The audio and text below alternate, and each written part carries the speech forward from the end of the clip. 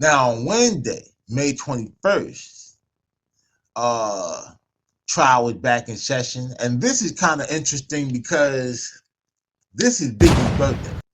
So I'm wondering like what Diddy's train of thought was when he was in transport, in transit from federal lockup to the courthouse.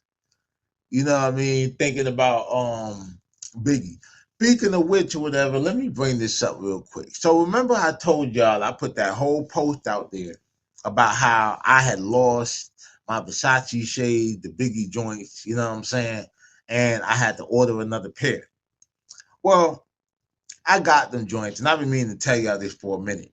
But about a week after I ordered the new pair, I messed around and found the original pair, which is the pair I got on now. So pretty much, I got two pair, and no bullshit. I was thinking about doing a raffle and giving the new joints away or sending them back and ordering another color. But just so happened, like I told you, I like the packaging on the new joints. And just in case I have a mishap where I lose these, they break or some shit like that or whatever, I never got to worry about being asked out or waiting for another pair because like those are my favorite joints. But yeah, just thought that was kind of interesting considering Diddy trial and talking about Biggie's birthday. Um anyway, back to it. Uh Gerard Gannon, Homeland Security agent, continued his testimony from Tuesday, detailing the item found during Combs' Miami mansion raid that included drugs such as cocaine, ketamine, MDMA, Xanax, psilocybin,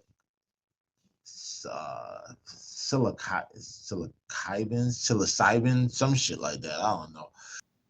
Hey, so I went and looked it up. It's psilocybin. It's basically a psychedelic. They find it in mushroom. But back to the content. This nigga on the new drugs. You understand what I'm saying?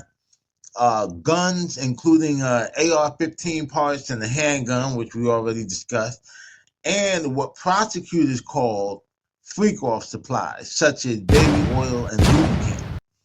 He was cross-examined by Diddy's defense, who questioned whether or not fingerprint analysis were done on the seized weapons, right? Uh, Agent Gannon testified that he didn't personally conduct a fingerprints analysis on the firearm found at Combs' residence. Diddy's defense lawyer also asked if other methods could be used to identify the owner of a gun, such as dusting for prints, testing for hair and fibers, or DNA analysis. The agent confirmed that these methods could be used. So while the guns were found at Diddy's Miami mansion, the Homeland Security agent who testified about the raid stated that he personally did not perform a fingerprint analysis on the firearm. And from what I was looking through, whatever, it doesn't seem as if anyone else might have either. Now, Don Hughes, who's a forensic psychologist, was called in as a blind expert witness, meaning that she has no prior knowledge of the case. She testified about the dynamics of abusive relationships, the psychological impact of trauma. Also, she explained the concept like trauma bonding, love bombing, and the effect of trauma on memory and disclosure. Right?